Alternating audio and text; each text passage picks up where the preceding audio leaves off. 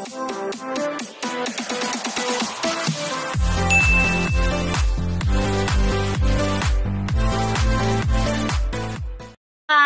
Welcome back sa akin channel. Babati muna ako sa inyo mga gabi yung tanan dyan sa Baclayan. Andito pala kami ngayon sa Manila Hotel. May nag-invite sa amin yung boss ni Tom. Pumunta kami dito sa Manila Hotel. Yung dati niyang boss, si Boss Troy.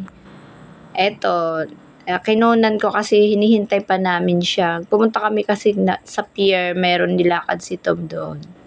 Eto guys, hinihintay pa namin siya para dumating kasi matagal na rin di sila nagkikita mula nung nag-retired siya.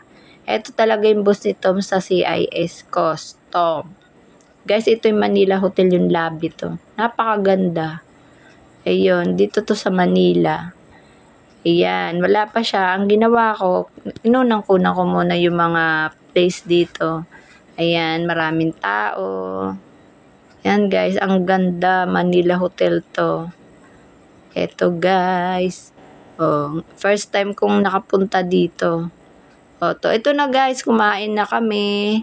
Eto, kumain na kami. Trinit niya kami sa pagkain. Yan, ang daming pagkain. Ayan. Iba-ibang klaseng pagkain. Ayan, kinunan ko. Ayan.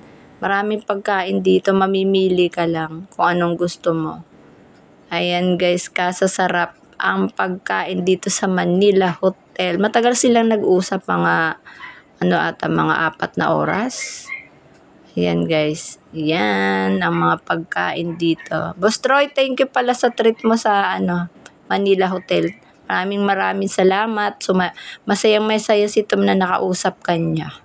Yun lang po. Ayan. Ito yung mga dessert. Mga dessert nila, may ice cream. At saka, ano pa ba to? Maraming mga pagkain dito. May mga, ayan. May mga prutas. Ayan. Paalam na ko sa inyo. Bye!